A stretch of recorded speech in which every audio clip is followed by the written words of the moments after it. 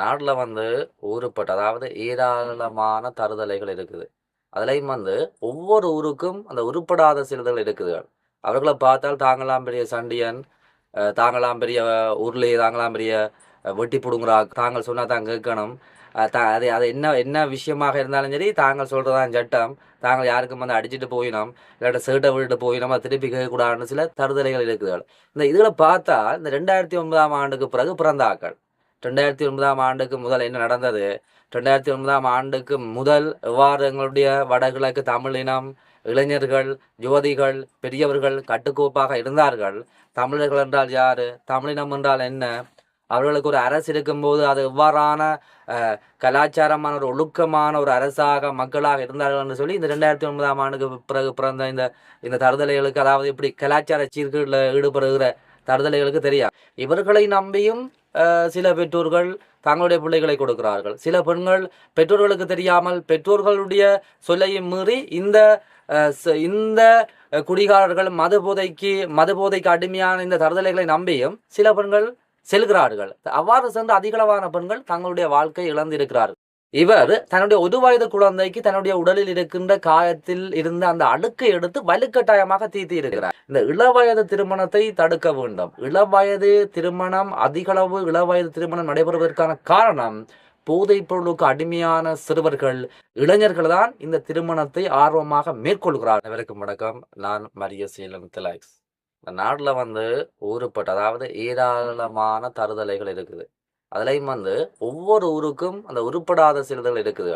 அவர்களை பார்த்தால் தாங்களாம் பெரிய சண்டியன், தாங்களாம் பெரிய உருளி, தாங்களாம் பெரிய வெட்டி பிடுங்குறாக்கள், எல்லாத்தையும் கட்டுக்குள்ளே வச்சு கொள்றாக்கள், தாங்கள் சொன்னால் தான் கேட்கணும். அது அது என்ன என்ன விஷயமாக இருந்தாலும் சரி, தாங்கள் சொல்கிறதான் சட்டம், தாங்கள் யாருக்கும் அடிச்சுட்டு போயினோம், இல்லாட்ட சேட்டை விட்டுட்டு போயினோம், அது திருப்பி கேட்கக்கூடாதுன்னு சில தருதலைகள் இருக்குது. இந்த இதில் பார்த்தா இந்த 2009ஆம் ஆண்டுக்கு பிறகு பிறந்த ஆக்கள், 2009ஆம் ஆண்டுக்கு முதல் என்ன நடந்தது, 2009ஆம் ஆண்டுக்கு முதல் எவ்வாறு எங்களுடைய வடகிழக்கு தமிழினம் இளைஞர்கள், யுவதிகள், பெரியவர்கள் கட்டுக்கோப்பாக இருந்தார்கள். தமிழர்கள் என்றால் யாரு, தமிழினம் என்றால் என்ன, அவர்களுக்கு ஒரு அரசு இருக்கும்போது அது எவ்வாறான கலாச்சாரமான ஒரு ஒழுக்கமான ஒரு அரசாக மக்களாக இருந்தார்கள் என்று சொல்லி இந்த 2009ஆம் ஆண்டுக்கு பிறகு பிறந்த இந்த தருதலைகளுக்கு, அதாவது இப்படி கலாச்சார சீர்கேடில் ஈடுபடுகிற தருதலைகளுக்கு தெரியாது. தாங்களாம் பெரிய ரவுடிசம், தாங்களாம் பெரிய ரவுடிகள் என்று சொல்லித்தான் பல பிரச்சனைகளை ஊருக்கு பல சமூக சீர்கேடான பிரச்சனைகளை கிண்டி விட்டு திரிகிறார்கள். இவர்களுடைய பின்புலத்தை பார்த்தால் பல்வேறு குற்றச்செயல்களுடைய தொடர்புடையவர்கள் எல்லாரும் இந்த 25 வயதிற்கு உட்பட்டவர்கள் தான் அதிகமாக இருக்கிறார்கள். ஆனால் ஒவ்வொரு ஊரிலும் அதிகளவான குற்றம் இழைப்பவர்கள் இவர்களாகத்தான் இருக்கிறார்கள். இவர்களை பரிசோதனை செய்து பார்த்தால், இவர்களுடைய பின்புலத்தை பார்த்தால், இவர்கள் போதைப் பொருளுக்கு அடிமையானவர்களாகத்தான் கண்டிப்பாக இருக்கிறார்கள். இன்று 2009ஆம் ஆண்டிற்கு பின்பு இளவயது திருமணம் அதிகரித்ததற்கான காரணம் என்ன? இந்த போதைப் பொருளுக்கு அடிமையானவர்கள் தான் அதிகளவாக இந்த இளம் வயது திருமணத்தை செய்கிறார்கள். இவர்களை நம்பியும் சில பெற்றோர்கள் தங்களுடைய பிள்ளைகளை கொடுக்கிறார்கள். சில பெண்கள் பெற்றோர்களுக்கு தெரியாமல் பெற்றோர்களுடைய சொல்லையும் மீறி இந்த குடிகாரர்கள் மது போதைக்கு அடிமையான இந்த தருதலைகளை நம்பியும் சில பெண்கள் செல்கிறார்கள். அவ்வாறு சென்று அதிகளவான பெண்கள் தங்களுடைய வாழ்க்கை இழந்திருக்கிறார்கள். இவர்கள் சென்று 1 வருடமோ 2 வருடத்திற்கு பின்பு இவர்களுக்கு ஒரு குழந்தை பிறந்து, அல்லது 2-3 குழந்தை பிறந்து, இவர்கள் அதாவது இந்த இளைஞர்கள் மது போதையும் அதுவும் போதைக்கு அடிமையாகி ஒரு ஊதாரிகளாக திரிந்து இந்த குடும்பத்தை நடுத்தரவுக்கு விடுகிற சம்பவங்கள் அதிகரித்து வருகிறது. தற்போது ஒரு சம்பவத்தை சொல்ல விரும்புகிறேன். காத்தான்குடி ஆரியம்பதி பகுதியில் 24 வயதுடைய இளைஞர், போதைக்கு அடிமையான இளைஞர், இவருக்கு ஏற்கனவே திருமணம் நடைபெற்றிருக்கிறது. தற்போது 1 வயதில் குழந்தை இருக்கிறது. இவர் தன்னுடைய 1 வயது குழந்தைக்கு தன்னுடைய உடலில் இருக்கின்ற காயத்தில் இருந்த அந்த அடுக்கை எடுத்து வலுக்கட்டாயமாக தீர்த்தி இருக்கிறார். இது ஒரு சொல்வதற்கே ஒரு அருவருப்பாக இருக்கிறது. நான் ஏன் குறிப்பிடுகிறேன் சொன்னால், முன்பு குறிப்பிட்டது போல இவருடைய வயது 24 வயது. இந்த போதைக்கு அடிமையாகி இருக்கிறார். 24 இளவயது திருமணம் ஏற்கனவே இவர் திருமணம் முடித்திருக்கிறார். இது ஒரு இளவயது திருமணம் தான். ஆனால் இந்த போதைக்கு அடிமைய திருமண வாழ்க்கை என்று சொன்னாலே என்னென்று தெரியாத இளைஞர்கள், இந்த போதைக்கு அடிமையான சமூக கலாச்சார சீரழிவோடு வாழ்கின்ற இந்த இளைஞர்கள் இவ்வாறு ஒரு கொடூரமான ஒரு செயல்பாடுகளில் ஈடுபடுகிறார்கள். இவ்வாறு பல சமூக சீர்கேடான செயல்பாடுகளில் ஈடுபடுகிறார்கள். பாருங்கள், தன்னுடைய தான் பெற்ற பிள்ளைக்கு தன்னுடைய உடலில் இருக்கின்ற காயத்தில் இருந்த அந்த அழுக்கை, அதாவது புண்ணு என்று சொல்லுகிறோம், அந்த புண்ணிலிருந்து அந்த புண்ணை எடுத்து தன்னுடைய ஏதும் அறியாத இலகுவாக நோய் தொற்றக்கூடிய அந்த குழந்தையினுடைய வாயில் தீர்த்து இருக்கிறார். இதனை அறிந்த மனைவி போதையில் அநாகரிக செயலில் ஈடுபடுகின்ற கணவனை தடுக்க பல்வேறு வழிகளில் முயற்சித்திருக்கிறார். முடியாமல் போக தன்னுடைய குழந்தைக்கு கணவனாலேயே இடம்பெறுகின்ற கொடுமையை தாங்க முடியாமல் உடனடியாக மனைவி தன்னுடைய உயிரை மாய்த்துக் கொள்ள முயற்சித்திருக்கிறார். அயலவர்களால் காப்பாற்றப்பட்டு சிறுவர் மகளிர் அமைப்புக்கு உடனடியாக தொலைபேசி மூலம் சம்பவம் தொடர்பாக தெரியப்படுத்தப்பட்டு அவர்களால் போலீஸ் நிலையத்திற்கு அறிவிக்கப்பட்டு உடனடியாக விரைந்த போலீசார் அந்த இளைஞனை கைது செய்திருக்கிறார்கள். என்னத்தோடு கைது செய்திருக்கிறார்கள் என்று சொன்னால் 2300 மில்லிகிராம் ஐஸ் போதைப் பொருளுடன் இந்த இளைஞன் உடனடியாக போலீசாரால் கைது செய்யப்பட்டிருக்கிறார். கைது செய்யப்பட்ட இளைஞன் மருத்துவ சிகிச்சைக்கு பின்பு இவர் நீதிமன்றத்தில் முற்படுத்தப்படவிருப்பதாக போலீசார் தெரிவிக்கிறார்கள். அவரென்று சொன்னால் பாருங்கள், தற்போது இலங்கையில் போதைப் பொருளுடைய தாக்கம் அதிகரித்திருக்கிறது. 2009 ஆண்டிற்கு வடகிழக்கு எப்படி இருந்தது? 2009 ஆண்டிற்கு தமிழர் தாயகம், 2009 ஆண்டிற்கு முன்னர் தமிழர் தாயகம் எப்படி இருந்தது? 2009 ஆண்டிற்கு பிறகு பிறந்த இந்த குழந்தைகள், இந்த பிள்ளைகள் தற்போது பள்ளிக்கூடம் போவதில்லை, பெற்றோர்களுடைய கட்டுப்பாட்டில் இல்லை. அவர்களுக்கு ஒரு தொலைபேசி, அவர்களுக்கு ஒரு விலை உயர்ந்த பைக்கு, அவர்கள் ரவுடிகள் போன்று திரிகிறார்கள். அவர்களுக்குள்ளே ஒரு குரூப் ஒன்று இருக்கிறது, கூட்டம் ஒன்று இருக்கிறது. ஒவ்வொரு ஊருக்கும் இவ்வாறு உருப்படாத பல சமூக சீர்களுடைய இளைஞர்கள் இருக்கிறார்கள். இவர்களால் தான் அந்தந்த பிரதேசம் கெட்டு போகிறது.